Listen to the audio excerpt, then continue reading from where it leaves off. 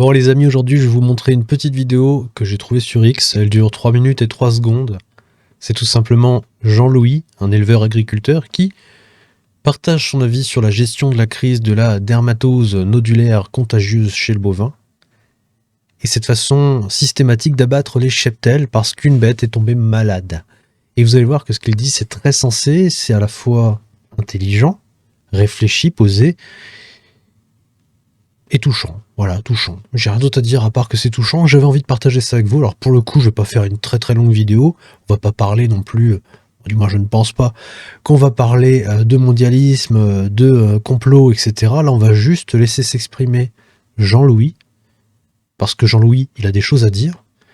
Et que Jean-Louis, il est au cœur d'un élan de révolte populaire et paysan qui est en train de se passer en France. Et potentiellement, à un moment donné, il pourrait se retrouver à être la cible de cette décision de l'État qui, évidemment, suit les directives de Bruxelles et de l'Union européenne, qui est, s'il y a une bête de malade, il faut exterminer le troupeau parce que, évidemment, il faut réduire de 25 à 33% la taille de notre cheptel bovin. Vous savez, pour des raisons climatiques, etc., etc. Là, pour le coup, véritablement, j'en fais pas la pub, mais je vous invite à lire ce petit livre. C'est Les Nouvelles Religions d'Aldo Stéron. Pour ceux qui sont un peu connaisseurs, vous reconnaîtrez les personnes qui sont derrière. Et donc, vous savez à peu près de quoi on va parler dans ce livre. Le titre, Covidisme, climat et wokisme, les nouvelles religions, les religions post-chrétiennes occidentales. Et en gros, ça te décrit le déclin qu'on est en train de vivre, avec différents prismes, mais surtout des faits qui sont factuels, une analyse qui est concise, et clairement, on est dans l'idéologie du climat. Voilà, là, clairement, au nom du climat, au nom du CO2, au nom de la pollution, etc., il faut exterminer un certain nombre de têtes. Voilà, ça c'est l'argument de base des écolos. Ensuite, derrière ça, eh bien, il faut laisser de la place pour le Mercosur, mais aussi pour le traité de l'Inde qui est en train d'avancer visiblement en même temps que le traité du Mercosur, sauf que on nous parle beaucoup du Mercosur, mais très peu, voire quasiment pas, du traité de l'Inde, et pourtant, il semblerait que le traité qui va être signé avec l'Inde soit encore pire que celui du Mercosur. Mais bon, là je divague. J'ai pas envie de parler de ça dans cette vidéo. J'ai juste envie de laisser la parole à Jean-Louis. Et je pense que vous allez être content de voir Jean-Louis à l'écran. Je vais passer ici maintenant sur mon écran et je vous laisse avec Jean-Louis. Mais moi je vais te dire sincèrement, moi si j'avais un troupeau comme moi, mon troupeau devant moi, ouais, je te assure qu'il faudrait qu'il passe sur moi. Hein. Mais j'ai dit le premier mec qui se pointe en face, il prend. Hein. Je serai mort, c'est sûr, mais je serai mort pour une bonne cause. Hein. Ça, ils me feront pas ça, moi. Hein. Ah non. Ouais. Non, tant pis. De toute façon, il faut se sacrifier un jour ou l'autre, il va falloir se sacrifier. Et moi, tu me pètes ma vache qui est malade ou quoi que ce soit, là, si elle n'est pas malade, je te certifie que le mec, il a intérêt à faire attention. Il faudra qu'il passe dessus, moi, pour la tuer. Et ça, je le dis, je le ferai. Et il faut que tout le monde le fasse, ça. Les gars, maintenant, qui ont des animaux, ils ont commencé à comprendre. Hein. Il va peut-être pas falloir trop faire ça là parce que je voudrais pas de CRS moi, je voudrais pas y être hein, parce qu'ils sont avertis déjà, les gars, il va falloir que vous fassiez attention. Hein. À la rigueur, la bête qui est contaminée, qu'on la bat, ok, mais on n'abat pas tout un troupeau. Regarde à côté de chez nous là, il s'en est tué tout un cheptel, eh ben, il n'y avait même pas une vache de malade. Alors, c'est quoi ça? C'est une nouvelle norme, tu vois. Exactement, j'ai entendu dire que c'était parce que c'était des normes européennes. Ah, ben les normes européennes. La marchandise. Mais qu'est-ce qui nous casse les pieds avec l'Europe? Putain, mais nom de Dieu, hein? On n'est pas bien en France, qu'est-ce que ça merde avec l'Europe là? Ça nous coûte les yeux de la tête et puis ils te prennent des lois là, que comme ça leur passe par la tête, ce type de bureau là. Ils savent pas ce que c'est le monter un cheptel. Il y a des cheptels qui durent il y a 200 ans, depuis de génération en génération. Faut pas croire que ça se monte comme ça, mais va-t'en leur expliquer à ces têtes d'âne là, qui sont tellement intelligents, va-t'en leur expliquer, tu comprends rien. Et là, ce qu'il dit, c'est vraiment important parce que effectivement, les élevages, les cheptels se développent sur plusieurs générations. Ce sont des lignées complètes qui sont en train de s'éteindre à chaque fois qu'on va tuer un cheptel. Donc l'intégralité du troupeau d'un éleveur, c'est littéralement une partie de son patrimoine et de son histoire qu'on efface. Et surtout, ça va être très difficile pour l'éleveur de s'en remettre. Alors moi, je suis pas éleveur, hein, je suis pas dans la campagne pure, j'élève pas des animaux, j'ai pas une famille d'éleveurs ou d'agriculteurs, donc je ne peux pas parler en mon nom, mais je parle au nom de tous ces agriculteurs qui te l'expliquent, et qui te l'expliquent plutôt bien. Et il n'y a pas que qui l'expliquent d'ailleurs, vous pouvez retrouver ces informations assez facilement un petit peu partout sur internet en cherchant bien, vous comprenez que les cheptels, une fois qu'ils sont exterminés, c'est très compliqué à refaire parce que c'est une sélection génétique, ça se transmet de génération en génération. D'ailleurs, je vous en ai déjà parlé lors d'un live. Là, pour le coup, je n'ai pas préparé non plus, c'est sur mon téléphone, je vous l'avais montré dans le live. Dans la plupart des livres, des cahiers d'apprentissage des apprentis bouchers, on explique très bien aux apprentis bouchers que les cheptels, ils sont situés un petit peu partout en France, avec différentes races de bêtes bovines, avec un certain nombre de têtes qui est limité. Ils sont comptés chaque année, ils sont répertoriés. Et on vous explique très bien comment ces cheptels évoluent dans le temps. Je peux essayer de vous le retrouver d'ailleurs, je vais essayer de regarder, comme ça je vais pouvoir vous lire potentiellement ce qui est écrit sur ce type de bouquin. Voilà, ici je l'ai retrouvé, vous avez la carte de France avec les différentes races de bovins qui sont un petit peu partout en France, avec le nombre de têtes par cheptel. Et ça, c'est ce qu'on montre aux élèves de BP qui font du coup un BP en boucherie. Et on leur apprend une chose, la sélection génétique et le type de production est un processus clé pour améliorer la qualité et la rentabilité des élevages.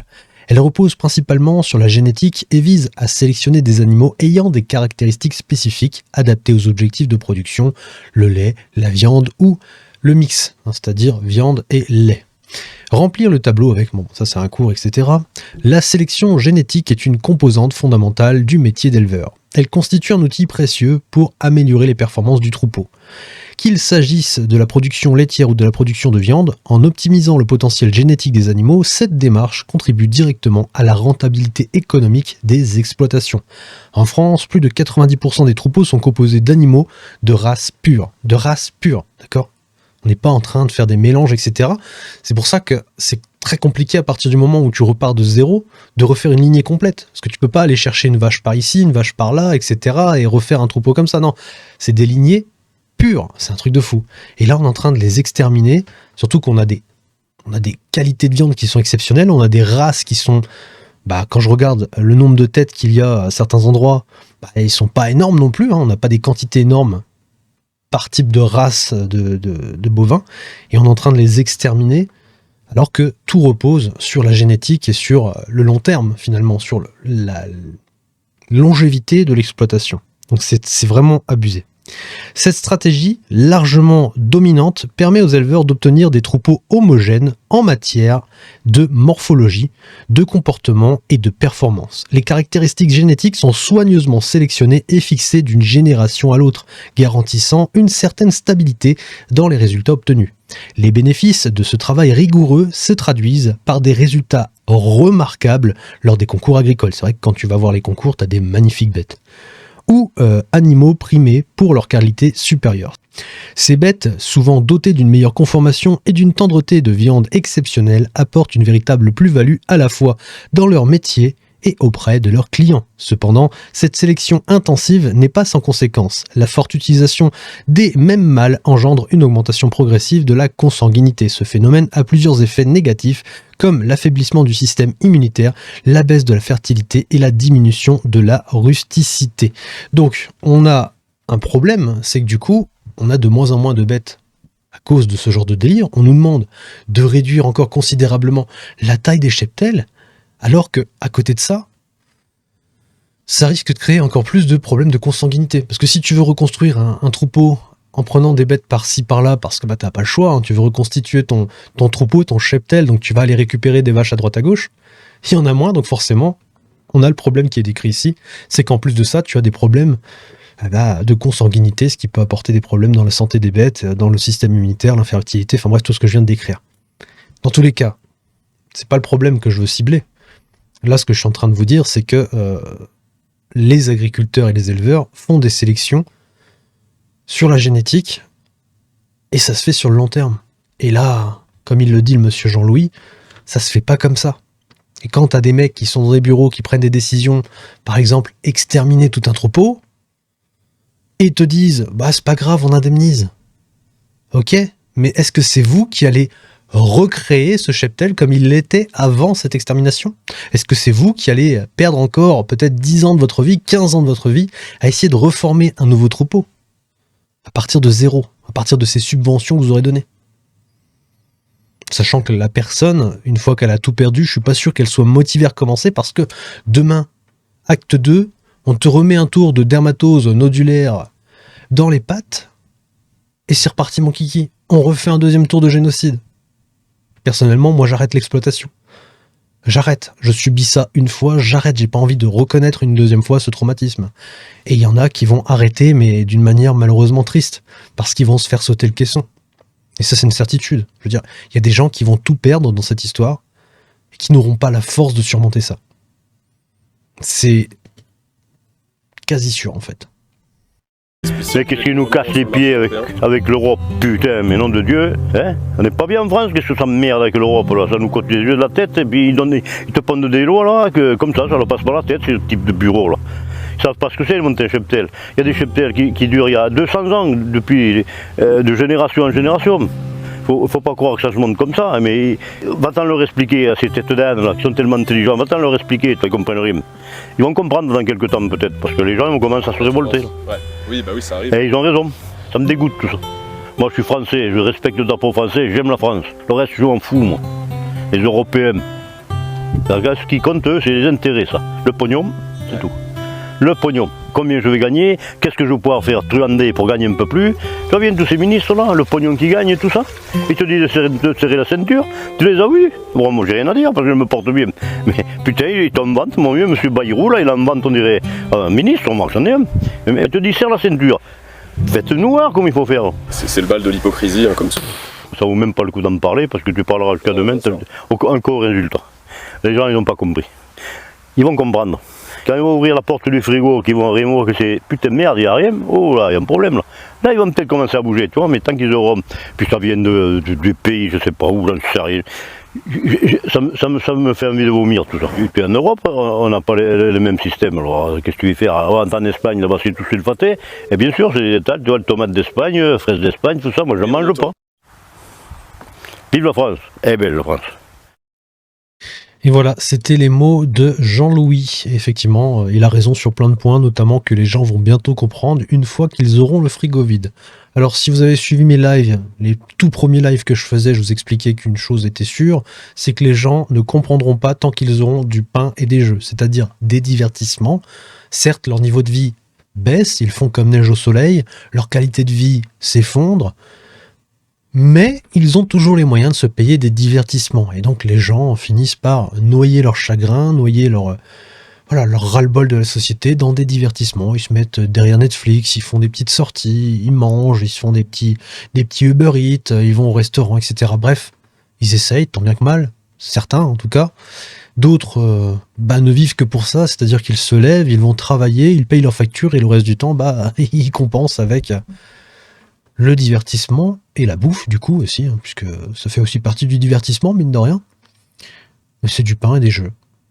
Mais tant que les gens auront ça, tant que les gens ne seront pas confrontés à la dureté du réel, et là je parle bien de tous les gens, hein, parce que je suis conscient qu'actuellement il y a des personnes qui sont dans des situations dramatiques, qui subissent la violence du système tous les jours, qui ne savent même pas comment finir les fins de mois alors qu'ils sont à peine le 2 ou 3 du mois, donc voilà où on en est. Mais à côté de ça, il y a encore des gens qui, malheureusement pour nous, hein, pour la majorité des gens, vivent encore très bien. Alors je ne souhaite pas le mal à ces gens-là, mais je leur souhaite de connaître la même réalité que ceux qui vivent très mal actuellement, afin qu'ils se réveillent un petit peu et qu'ils se rendent compte qu'en fait, la France, elle s'est paupérisée, elle s'est tiers-mondisée, sous l'effet de cette Union européenne et de ces mondialistes qui chapeautent le tout, et surtout sous l'effet des traites qui ont totalement infiltré la France depuis plusieurs décennies maintenant, que sous tout cet effet-là, eh bien, la situation dans laquelle on est aujourd'hui, elle est là. Hein, d'accord, il faut se réveiller, il faut que ces gens se heurtent au mur du réel pour pouvoir comprendre. Et malheureusement, pour ces personnes-là, quand elles vont être confrontées à ce mur, c'est-à-dire quand elles vont être jetées dedans et qu'elles vont le percuter de plein fouet, ça va faire très mal. Mais à ce moment-là, eh bien, elles remettront le système en cause. Parce que jusqu'à maintenant, jusqu'à présent, elles vivent comme si tout allait bien en France, voilà, de manière un peu égoïste, mais ça, j'ai envie de dire, c'est le problème de chaque personne. Chacun d'entre nous est un petit peu égoïste, on est tous l'acteur de notre propre film, hein. Nous sommes le héros de notre propre histoire, donc finalement, on est tous un petit peu égoïstes quand même sur les bords. Mais il y a un moment donné où en fait le réel te fait comprendre qu'autour de toi il y a d'autres personnes, qu'autour de toi il y a des gens qui sont impactés par des enfoirés qui ont pris le contrôle du pays, par des enfoirés qui veulent nous voir crever, par des enfoirés qui veulent nous asservir, nous mettre la chaîne au cou. Et à ce moment-là, bah effectivement, ils comprendront. Mais là je suis d'accord, ils comprendront. Voilà, il y en a à côté qui te demandent de faire des efforts, évidemment, hein, vous l'avez peut-être pas oublié, ou peut-être que si, mais François Bayrou qui vous dit va falloir faire des efforts, va falloir se serrer la ceinture, va falloir supprimer 2 jours fériés, peut-être se faire payer la 5e semaine de vacances, etc., travailler plus. Voilà. Bon, ça commence à être un petit peu vieux maintenant dans notre actualité, mais il faut pas oublier qu'il a dit ça quand même. Et quel type d'autres efforts on va devoir faire encore? Qu'est-ce qu'on va devoir brader de plus pour que les gens comprennent? Voilà, je voulais juste vous montrer ça, hein. J'avais pas trop envie de partir trop loin dans cette vidéo, je voulais vous montrer, parce que je trouve ça très touchant en fait. Je trouve cette personne extrêmement touchante, je vais la mettre en fond, voilà, comme ça, ici.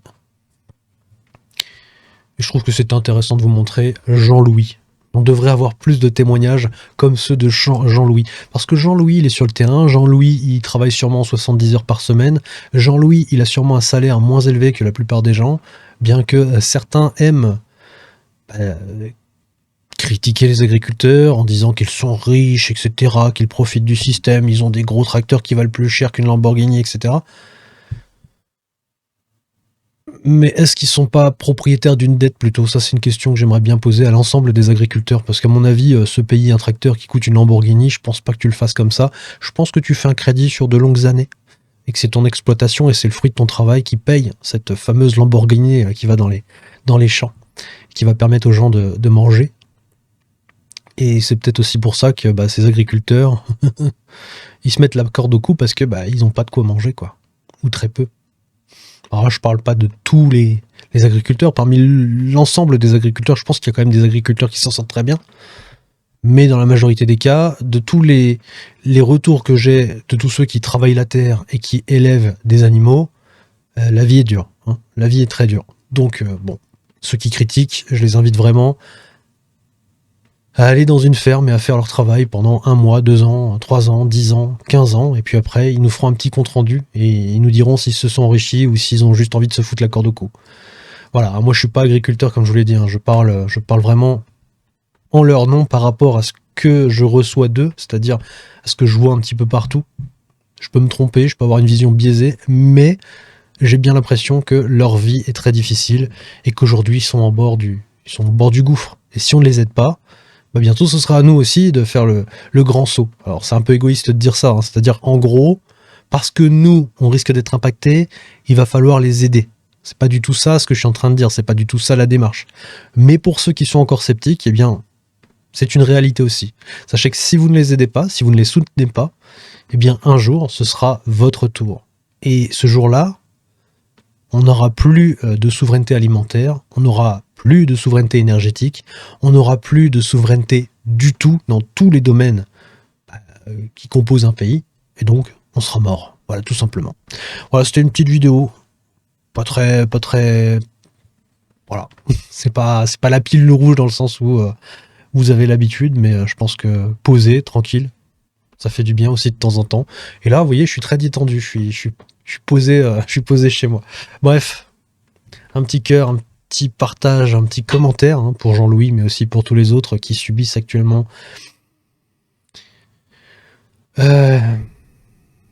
je sais même pas comment décrire ça.